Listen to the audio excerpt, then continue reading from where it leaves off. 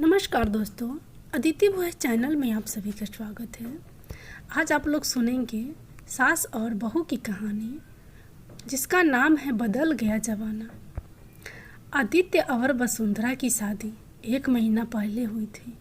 घर के सारे मेहमान चले गए थे।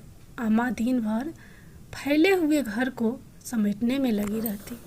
आदित्य ने कई बार कहा, अम्मा वसुंधरा को खाना बनाने दिया करो, ज़्यादा नहीं तो कम से कम वह तुम्हारी मदद तो कर ही देगी।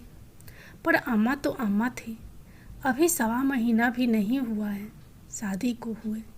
दुनिया क्या कहेगी। बहू के हाथ की अभी मेहंदी भी नहीं छूटी और उसे चूल्हे में झोंक दिया।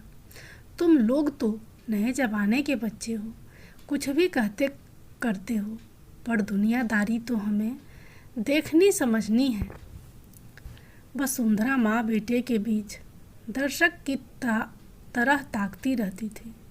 अम्मा क्या है आदि। अम्मा सब्जी छौंकने में व्यस्त थी। अम्मा बाहर, लल्लू चाचा आए हैं। अरे लल्लू भाई साहब आए हैं। लल्लू चाचा मेरे बाबूजी के बचपन के दोस्त थे। सुख दुख अमीरी गरीबी के साथ पहले तो बगल वाले घर में रहते थे। लल्लू चाचा पड़ोसी कम, रिश्तेदार ज़्यादा थे। आज के ज़माने में तो रिश्तेदार भी इतना नहीं सोचते जितना कि ये दोनों परिवार एक दूसरे के लिए सोचा करते थे। पर समय ने करवट बदल ली और लल्लू भाई साहब को यह मोहल्ला छोड़कर दूसरे मोहल्ले में जाना पड़ा। अम्मा चलोगे भी कि बस यहीं खड़े खड़े मुस्कुराती रहोगी। आदित्य ने अम्मा का कंधा हिलाया। आदित्य बेटा, जरा दौड़ कर नुक्कड़ से गुलाब जामुन ले आ। तुम्हारे चाचा को हरिया की दुकान के गुलाब जामुन बहुत पसंद है। आदित्य अम्मा की बात सुनकर मुस्कुराने लगा। सुन बहू वसुंधरा, अंदर जाकर अच्छी सी साड़ी पहनकर बाहर आ जा। ये चाचा तुमसे मिले बिना नहीं जाएंगे। जरा सिर पर पल्ला कायदे से रखना। थोड़ा पुराने विचार के हैं। जनेऊ धारण करते हैं, लहसुन प्याज नहीं खाते, जल्दी किसी के यहाँ खाते पीते नहीं। वह तो हमारा घर है, जानते हैं हम कितना साफ सफाई से काम करते हैं। अम्मा के चेहरे पर गर्व का भाव उभर आया। कितना नाराज होंगे भाई साहब, साल भर हो गया ऐसा बाप बेटे के बीच फंसी रहती हूँ कि उनके घर नहीं जा पाती। अम्मा बड़बड़ाए जा रही थी। प्रणाम भाई साहब, बहुत दिन बाद आना हुआ। प्रणाम। हाँ बस ऐसे ही लल्लू जी, मतलब हम सबके लल्लू चाचा। दोहरे बदन के, पान से रंगे हुए दांत, झक दूध की तरह सफ़ेद कुर्ता धोती, माथे पर चंदन का टीका, गर्दन के पास से जनेऊ झांक रहा था। आदित्य बचपन से उन्हें ऐसे ही देख रहा था। मजाल था कि कुर्ते पर एक सिलवट मिल जाए। और लड्डू कैसे हो? चाचा ने कहा तो आदित्य पत्नी वसुंधरा के सामने अपना यह नाम सुनकर झेंप गया। अम्मा ने वसुंधरा को ऊपर से नीचे तक देखा। ऐसे देखा जैसे कोई मेटल डिटेक्टर से जांच कर रहा हो। फिर वसुंधरा को आंखों से इशारा किया। वसुंधरा चाचा जी के पैर छूने के लिए जैसे ही झुकी, चाचा जी राम राम कहकर उठ खड़े हुए। क्या हुआ भाई साहब, कोई गलती हो गई क्या बहू से? अरे नहीं भाभी, काहे की गलती? जैसे निशा वैसे वसुंधरा, ये सब तो लक्ष्मी की अवतार है, इनसे क्या पैर छुआना। अम्मा का मुंह आश्चर्य से खुला का खुला रह गया। और घर में सब ठीक ठाक है ना? अम्मा के ठीक ठाक के पीछे एक प्रश्न चिन्ह ही की महक आ रही थी। लल्लू चाचा का बेटा वैभव ने चाचा जी और चाची जी के खिलाफ जाकर कोर्ट मैरिज की थी। लड़की दूसरी बिरादरी की थी, वैभव के साथ ही नौकरी करती थी। प्यार हुआ और झटपट शादी कर ले। लल्लू भाई साहब और भाभी जी ने तो गुस्से के मारे कोई पार्टी भी नहीं करी थी। हाँ भाभी, घर में सब ठीक ठाक है। भाई साहब चाय तो पियेंगे ना? पूजा पाठ किए बिना चाचा जी कुछ खाते पीते नहीं थे। हाँ, सिर्फ चाय पिलाइए, नाश्ता करके आए हैं। अम्मा आश्चर्य से चाचा जी को देख रही थी। इतनी सुबह सुबह शकुंतला, उसके तो हमेशा घुटनों में ही दर्द होता रहता है। हो सकता है बहू ने जिम्मेदारियां संभाल ली हो। अरे भैया, आए हैं तो खाकर जाइए। आपकी पसंद के गुलाब जामुन मंगाए हैं। गुलाब जामुन के नाम से चाचा जी का चेहरा खिल उठा। गुलाब जामुन? अरे वहीं हरिया के है क्या? हाँ हाँ भाई साहब, आपकी पसंद के मंगवाए हैं। अम्मा ने खुशी से कहा, तब तो हम ज़रूर खाएंगे। भाभी, वह ऐसा है ना, निशा बिटिया कहती है खाली पेट गैस बनने लगती है, दवा भी खानी होती है, इसलिए अब पहले नाश्ता पानी फिर कोई काम दूजा। अम्मा का चेहरा देखने लायक था। आदित्य मन ही मन मुस्कुरा रहा था। अम्मा दिन में चार बार चाचा जी और उनके परिवार के बारे में बात करती थी। देखो और सीखो, उस मोहल्ले में क्या गए, लोगों ने पंडित जी के सारे रीति रिवाज अपना लिए। तुम लोग हो पूजा से मतलब ना, दान पुण्य से बिना नहाए धोए गाय भैंस की तरह कचर कचर, जब देखो तब मुंह में कुछ ना कुछ भर लेते हो। कितनी बार कहा बिना नहाए धोए चौके में मत घुसा करो, लक्ष्मी की हानि होती है। पर कौन समझाए इन बाप बेटे को। अम्मा वसुंधरा से बदबूदाए जा रही थी। जानती हो वसुंधरा, शकुंतला ने अपनी बहू के लिए कितने सपने देखे थे। भैया से चुरा चुरा कर बड़े बड़े गहने बनवाए थे कि बहू को शादी में चढ़वाएंगे, पर वह नास पीटा वैभव अपनी मर्जी की शादी कर बैठा। शकुंतला के मन का शौक मन में ही रह गया। भाभी, आप लोगों को परसों का न्योता देने आए हैं। बहू और लड्डू को साथ लेकर आइएगा। कम से कम बहू भी हमारा घर देख ले। हाँ हाँ भैया, ज़रूर। हम भी कितने दिनों से सोच रहे थे आपके घर आने के लिए, पर काम से फुर्सत ही नहीं मिल रही थी। हम ज़रूर आएंगे। लल्लू चाचा हमें निमंत्रित करके चले गए और अम्मा वसुंधरा के सामने पूरा पिटारा खोलकर बैठ गई। ध्यान रखना बेटा, एक अच्छी सी साड़ी पहनकर चलना और अपने सारे भारी वाले गहने पहनकर चलना। शकुंतला बहुत ध्यान देती है इन सब चीज़ों पर। जानती नहीं हो तुम उसका स्वभाव सारे मोहल्ले में रिपोर्टर देगी कि बहू के मायके से कुछ मिला ही नहीं। आंखें नीची करके बैठना, जितना कम हो सके उतना कम बोलना। ये सब औरतें क्या कहते हैं अंग्रेजी में, कैमरे की तरह काम करती है, सब कुछ रिकॉर्ड कर लेती है अपने दिमाग में। इसलिए थोड़ा कोशिश करना कि कोई गलती ना हो तुम्हारी तरफ से। उनके चौके में लहसुन प्याज नहीं बनता है तो हो सकता है तुम्हें खाने में स्वाद ना लगे, पर चुपचाप सब खा लेना। एक दिन की बात है बेटा, हमारी इज्जत रख लेना। वसुंधरा चुपचाप उनकी हाँ में हाँ मिलाए जा रही थी। आखिर वह दिन भी आ गया। वसुंधरा अपनी सासू माँ के कहे अनुसार भारी सी लाल बनारसी साड़ी गहनों से लदी फंदी चाचा जी के घर पहुंची थी। सबकी आवाज़ को सुनकर चाची जी चौके से बाहर आ गई। वसुंधरा ने उनके पैर छुए। चाची जी ने आशीर्वाद का पिटारा खोल दिया। दूधो नहाओ पोतो फलो, घर भर का नाम रोशन करो। बैठो बेटा, कितने दिनों बाद आई है, तुम्हारी सास को फुर्सत ही नहीं। अरे ऐसा क्यों कहती हो शकुंतला, तुम तो जानती हो अकेले प्राणी हैं हम, क्या क्या देखें और कहाँ कहाँ देखें। जीजी सही कह रही हैं आप, मोहल्ला क्या छूटा, आना जाना भी छूट गया, पर प्रेम वैसा ही है आज भी हमारे बीच। बिटिया, अरे बात ही करती रहोगी या बहू को कुछ खिलाओ भी? लल्लू चाचा ने जोर से आवाज़ लगाई। अरे हाँ हाँ खिलाती हूँ, काहे गला फाड़ रहे हो वैभव के पापा? तभी एक दुबली पतली सी स्मार्ट और बिंदास सी दिखने वाली लड़की, जिसने जींस के ऊपर कुर्ती डाल रखी थी और गले में एक पतली सी सोने की चैन, हाथ में ट्रे लेकर प्रकट हुई। नमस्ते चाची जी।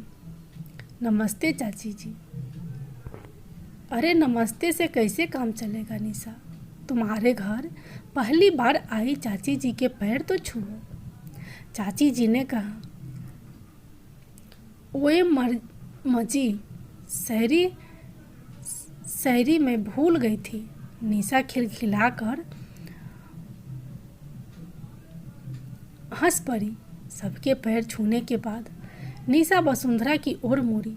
वेलकम भाभी, मैं निशा, आपकी देवरानी। निशा ने अपनी बड़ी बड़ी गोल गोल आँखों को घुमाकर कहा। वसुंधरा उसे आश्चर्य से देखती रह गई। आप परेशान मत होइए, वैसे तो आप मुझे से पद में बड़ी हैं, यानी जेठानी हैं, पर शादी के मामले में मैं आपसे सीनियर हूँ। उसके चेहरे पर एक अजीब सी शरारत थी। एक्चुअली हमारी लव मैरिज है, थोड़ा मेलो ड्रामा भी हुआ था। उसने धीरे से कानों में फुसफुसाया। शकुंतला मौसी निशा के आने से थोड़ी असहज हो गई थी। क्या शकुंतला, अपनी बहू के लिए तुमने इतने सारे गहने गढ़वाए थे? यह क्या एकदम मरी सी चैन पहने हुए हैं? निशा बेटा, तुम्हारी सास ने तुम्हें कुछ पहनने को नहीं दिया क्या? शकुंतला मौसी का चेहरा उतर गया था, पर निशा ने बड़ी बेफिक्री और चपलता से जवाब दिया। चाची जी, आज के ज़माने में गहने पहनता ही कौन है? हर समय यही डर लगा रहता है कि कहीं कोई चोर छीन ना ले। वैसे भी साड़ी तो मेरे बस की नहीं, और जीन्स और सलवार सूट पर भारी गहने अच्छे नहीं लगते। मैं तो बस ऐसे ही फंकी टाइप के गहने पहनती हूँ। चाची जी, ये लीजिए गर्मा गर्म प्याज की पकौड़ी, लहसुन धनिया की चटनी के साथ खा कर देखिए, मैंने बनाई है, मज़ा आ जाएगा। आज तो एक के बाद एक विस्फोट हो रहे थे। अम्मा को कुछ भी समझ नहीं आ रहा था कि उनके साथ क्या हो रहा है। या तो जमाना आगे बढ़ गया है या फिर वहीं पीछे रह गई है। तभी शकुंतला चाची जी ने अम्मा के कान में धीरे से फुसफुसाया। जी, बहू के पैर तो देखो, क्या हुआ शकुंतला जी? आपकी बहू के बीच की उंगली बड़ी है। अम्मा कहती थी, जिस लड़की के पैर की उंगलियां बड़ी होती है वह अपने पति पर राज करती है। राज जीजी पहले दिन से ही लगाम कस कर रखना, वरना तुम्हारा बेटवा फूड हो जाएगा। फिर न कहना हम सचेत नहीं किए। वसुंधरा चुपचाप उन दोनों की बातों को सुन रही थी। फिलहाल तो उसे उनके बेटे की कमान निशा के हाथों में दिख रही थी। वहीं अम्मा क्यों पीछे रहती? उन्हें अपनी बहू के सामने यह बताना था कि वह कितना भी अपने रूप का जादू अपने पति के ऊपर चला दे, पर उनका बेटा तो सिर्फ उनका ही है। अरे शकुंतला, दुनिया का मैं नहीं जानती, पर मेरा बेटा तो गऊ है। गऊ मेरी मर्जी के बिना तो वह घर के बाहर कदम भी नहीं रखता। पान बीड़ी सिगरेट तो बहुत दूर की बात है। जमाने की हवा तो उसे बिल्कुल भी नहीं लगी। वसुंधरा चुपचाप उन दोनों की बातों को सुनकर मुस्कुरा रही थी। उसकी मम्मी जी अपने लल्ला का गुणगान करने से नहीं थक रही थी, और उनका लल्ला तो शादी की पहली रात ही उसके सामने यह स्वीकार कर चुका था कि वह कभी कभी दोस्तों के साथ शराब पी लेता है, पर आदत नहीं है। पान गुटखे का भी कोई विशेष शौक नहीं है, पर कसम भी नहीं है। वसुंधरा सास के इस भ्रम को तोड़ना नहीं चाहती थी। तभी एक और बम फूटा। निशा की नज़र अचानक अपनी सास की तरफ गई और वह झुंझुला उठी। क्या मम्मी जी, कितनी बार कहा है आपसे कि मैचिंग कपड़े पहना कीजिए। देखिए ना, आप फिर से वहीं लाल पीली चूड़ियाँ पहनकर खड़ी हो गई हैं। अभी तक शकुंतला मौसी जी वसुंधरा की सासू माँ को दिव्य ज्ञान दे रही थी। अब उनके चेहरे पर हवाइयाँ उड़ रही थी। अरे बिटिया, अब हमारी उम्र थोड़ी है यह सब मैचिंग वैचिंग पहनने की। क्या मम्मी, आप भी ना किस जमाने की बात कर रही हैं। और हाँ, हम जो आपके लिए रात में पहनने के लिए गाउन लाए थे, एक बार भी पहना कि नहीं, कि वैसे ही अलमारी में पड़ा हुआ है। निशा नैन स्टॉप बोले जा रही थी। वसुंधरा भाभी, आप ही बताइए, आज के ज़माने में कैसे लोग 5 मीटर की साड़ी लपेट कर सोते हैं। मुझे तो टी शर्ट और कैपरी के बिना नींद ही नहीं आती। अम्मा का चेहरा देखने लायक हो रहा था। आदित्य की हंसी रुक न रही थी। दिन भर लल्लू जी घर के खूबियों का आलाप करने वाली अम्मा सोच सोच परेशान हो रही थी कि वसुंधरा तो कुछ भी नहीं कहेगी, पर घर पहुंचकर बाप बेटे उसका जीना हराम कर देंगे।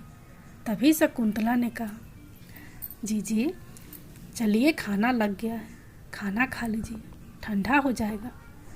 एक बड़ी सी मेज पर बहुत सारे स्वादिष्ट व्यंजन लगे हुए थे। खाने की खुशबू ने सबकी भूख की और भी बढ़ा दिया।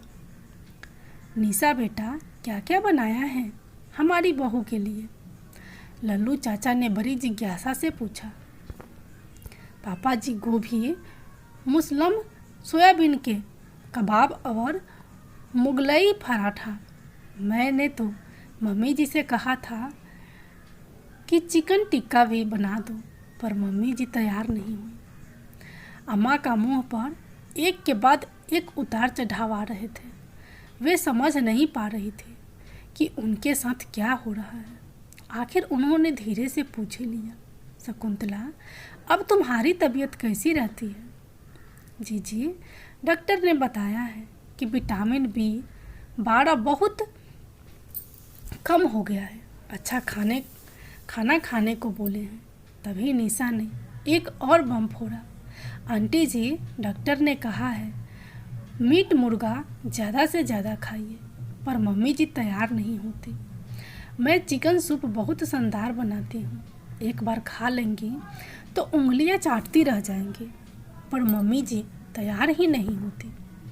अब अम्मा के लिए वहाँ बैठना और भी मुश्किल होता जा रहा था। उन्होंने जल्दी 2-4 निवाले गले के नीचे उतारे और आदित्य की तरफ इशारा किया। कल ऑफिस भी है ना तुम्हारा, जल्दी करो, पहुँचते पहुँचते लेट हो जाओगे। खाना वाकई बहुत स्वादिष्ट था। वसुंधरा ने सभी के पैर छुए और गाड़ी में आकर बैठ गई। रास्ते भर आदित्य और उसके पापा ने अम्मा को खूब छेड़ा। पापा, कबाब इतने शानदार बने थे कि मज़ा आ गया। तब आदित्य के पापा ने कनखियों से आदित्य को देखते हुए कहा, गोभी, मुसलम अगर बताई न जाए तो एकदम नॉनवेज की तरह लग रही थी। अम्मा अगली बार निशा के हाथ का चिकन सूप पीने ज़रूर चलेंगे। वसुंधरा दोनों बाप बेटे की छेड़खानी को अच्छी तरह से समझ रही थी और अम्मा खिसियाई चुपचाप खिड़की के बाहर देख रही थी। सोच रही थी कि वाकई में ज़माना बहुत बदल गया है।